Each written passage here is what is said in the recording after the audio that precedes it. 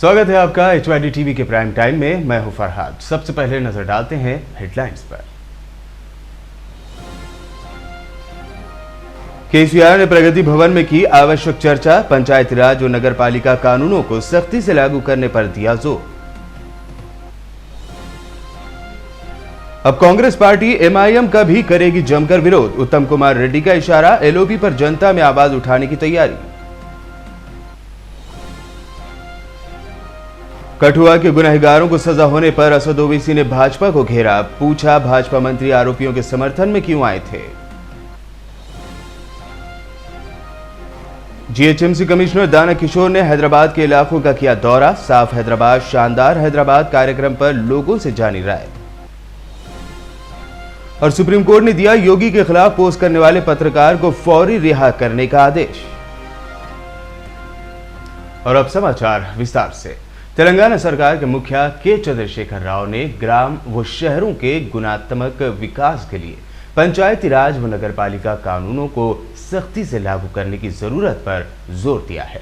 वर्तमान कानूनों में संशोधन की बात कहते हुए उन्होंने कहा कि उन्हें जरूरत के हिसाब से बदलकर पूरी ताकत के साथ राज्य भर में लागू कराने की जरूरत है। मुख्यमंत्री KCR ने इसके लिए प्रगति भवन में अधिकारियों के साथ आवश्यक चर्चा की और इस संदर्भ में उनको दिशा निर्देश भी दिए। इस बैठक में मंत्री दयाकर राव, के ईश्वर, श्रीनिवास गौड़ के अलावा विभागीय उच्च अधिकारी उपस्थित थे।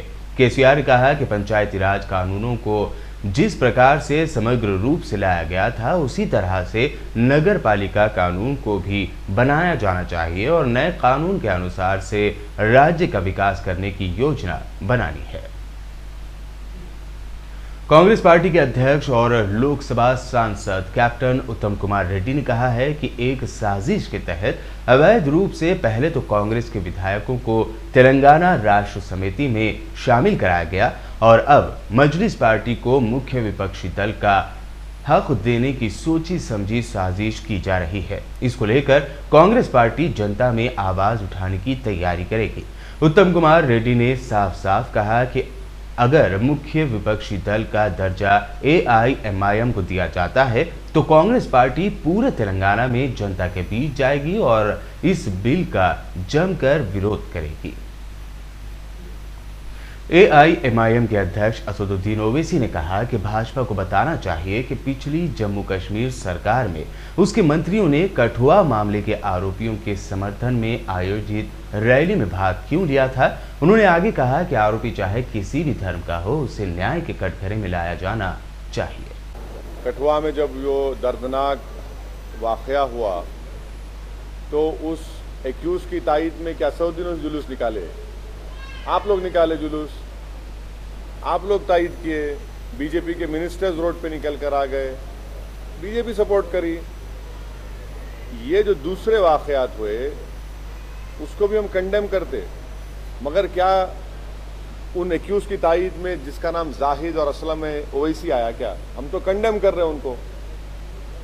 और फिर जो इंदौर में वाकया हुआ, 5 साल की बच्ची का रेप हुआ, वो उसका करने वाले का नाम शिवा नाम है उसका। बिहार में हुआ, उसका नाम चिंटू कुमार है, गाया में। हैदराबाद में विष्णु नामी शख्स ने एक डेफ एंड डम लड़की का रेप किया, कोर्ट ने सजा दी। ये चीज़ों को आप देखिए कि अगर आप हर चीज़ को आप रिलीजियस एंगल से देखेंगे, और कठुआ में जो हुआ वो तो एक्यूज के तायद में तो बार काउंसिल के चेयरमैन जो गुलाम नबी आज़ाद के इलेक्शन एजेंट थे लास्ट 14 इलेक्शन में, और पूरे मिनिस्टर्स निकल कर आ गए, मिनिस्टर्स निकल कर आए। अब हम पूछना चाह रहे बीजेपी से कि भाई आपके मिनिस्टर्स उस एक्यूज की तायद में आए थे, कोर्ट जजमेंट दिया, अब क्या करेंगे आप? जिनको जवाब देना आप उनसे पूछो जाके आप। हाँ ठीक है, कोर्ट का जजमेंट है, मानना पड़ेगा। कोर्ट नहीं दूसरे तो कन्विक्ट हुए, पुलिस वाले भी कन्विक्ट हुए एविडेंस को डिस्ट्रॉय करने के लिए। तो ये तो पब्लिक का प्रेशर इतना बिल्डअप हुआ, उसकी वजह से ये सब चीज़ें हुई और सुप्रीम कोर्ट ने उसका कॉग्निसेंस लिया। अब ये बीजेपी को जवाब देना है कि आपके मिनिस्टर्स क्यों इन एक्यूज की तायद में आए, आप जवाब दीजिए। कांग्रेस नेता मर्री शशिधर रेड्डी ने स्टेट डिजास्टर रिस्पॉन्स फंड का मुद्दा उठाते हुए तेलंगाना सरकार से जवाब मांगा है कि इस फंड का उपयोग कैसे किया गया।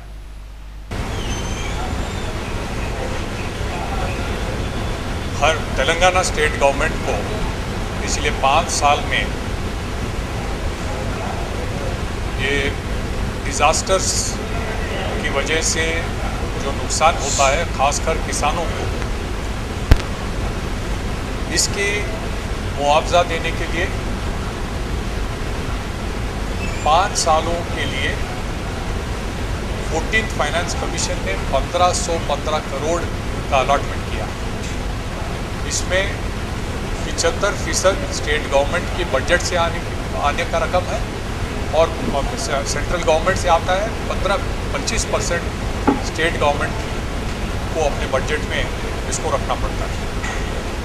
तो हम ये डिमांड कर रहे हैं कि पिछले 5 सालों में स्टेट डिज़ास्टर रिस्पांस फंड का जो रकम है, जो 15th फाइनेंस कमीशन की तरफ से अलॉटमेंट हुआ है तेलंगाना सरकार को, इसमें स्टेट गवर्नमेंट में बजट में कितना पैसा रखा है पिछले 5 सालों में, इसको ये पैसा कैसा खर्च हुआ है। ये डिज़ास्टर के वजह से खासकर किसानों को उनको हुई नुकसान को भरपाई करने के लिए खर्च करने का रकम है, इस पे क्या काम हुआ है, लोगों को ये जानने का हक है। इससे हटकर जीएचएमसी आयुक्त दाना किशोर की ओर से शहर हैदराबाद के अलग अलग इलाकों का दौरा जारी है। इसी क्रम में आज उन्होंने हैदराबाद के विभिन्न इलाके सोमाजीगुड़ा, लकड़ी का पुल, मेहदीपट्टनम, टोली चौकी का दौरा करते हुए साफ हैदराबाद, शानदार हैदराबाद कार्यक्रम पर लोगों से उनकी राय भी जानी। उन्होंने जीएचएमसी के कामों का निरीक्षण किया और संबंधित अधिकारियों को निर्देश दिए। इस अवसर पर खैरताबाद जोनल कमिश्नर मुशर्रफ अली भी उनके साथ उपस्थित रहे। उन्होंने स्थानीय कर्मचारियों को खाली पड़े प्लॉट्स में कचरे के भंडार को साफ करने का आदेश दिया, जो डंपिंग यार्ड का रूप ले रहे थे, जिसके कारण स्थानीय निवासियों को स्वास्थ्य समस्याएं हो रही थीं।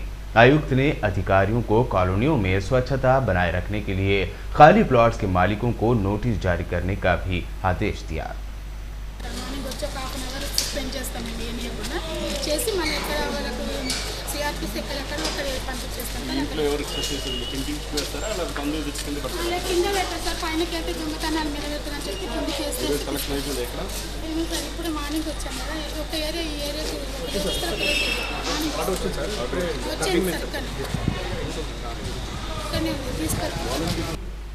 हैदराबाद ट्रैफिक पुलिस की ओर से मौके मौके पर अलग अलग जागरूकता अभियान चलाए जाते हैं।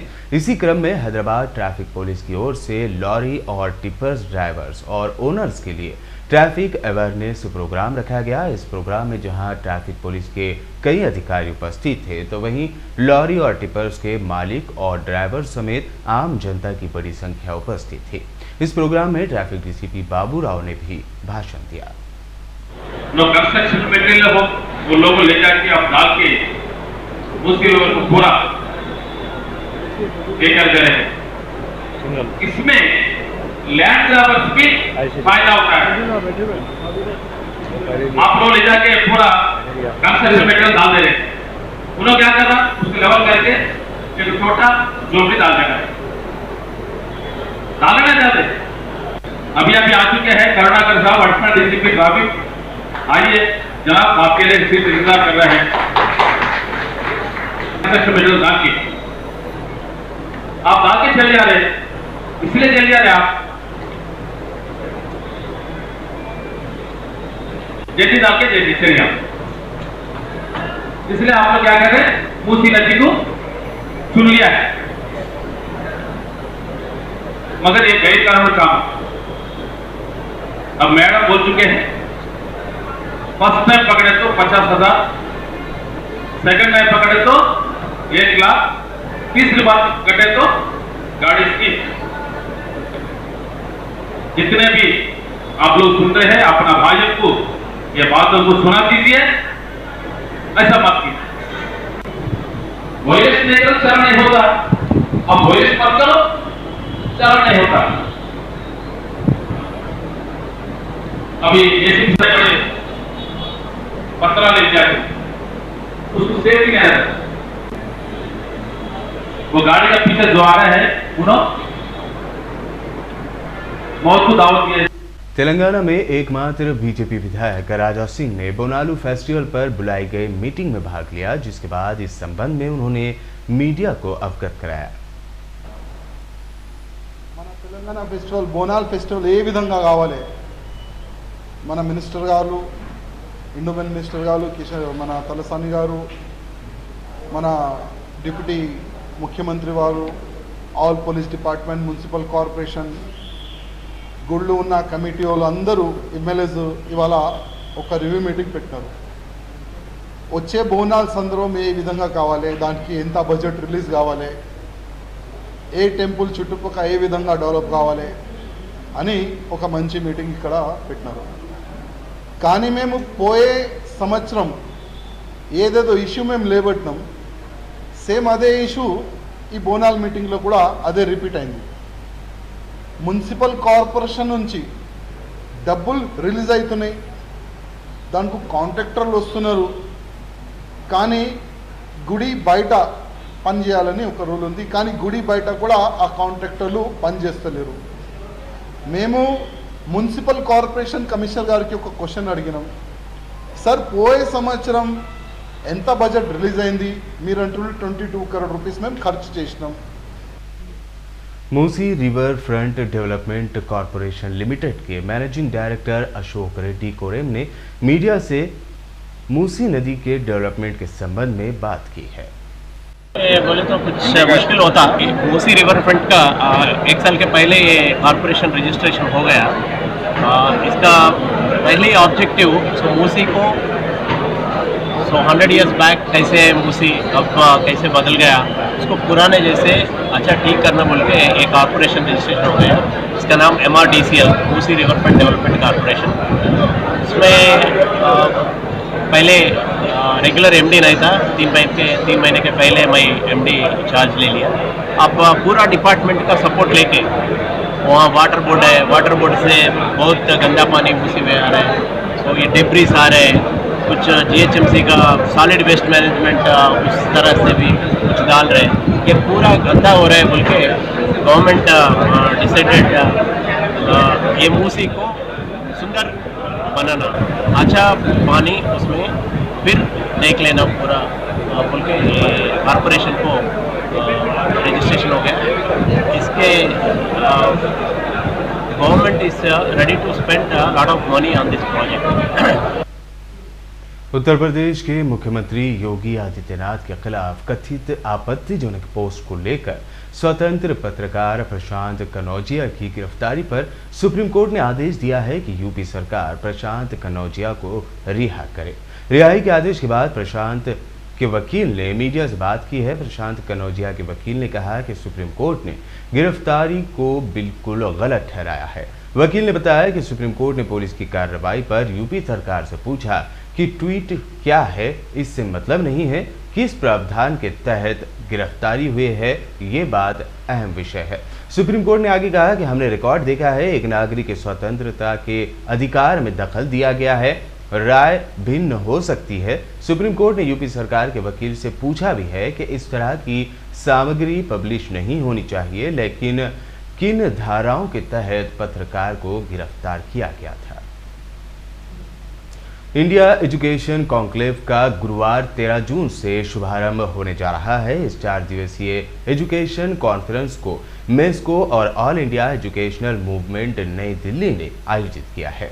इस कॉन्क्लेव में भारत के अलग अलग एजुकेशनल, सोशल और रिलीजियस संस्थाओं से जुड़े अहम व्यक्ति, एजुकेशन एक्सपर्ट्स, इंटेलेक्चुअल्स के अलावा विदेश के राजदूत और मलेशिया के अतिथि शरीक रहेंगे। इसी संबंध में मीडिया प्लस ऑडिटोरियम में एक प्रोग्राम भी आयोजित किया गया। 2019 हैदराबाद में मेस्को और ऑल इंडिया एजुकेशन मूवमेंट के साथ कंडक्ट किया जा रहा है 13 जून से 18 जून तक।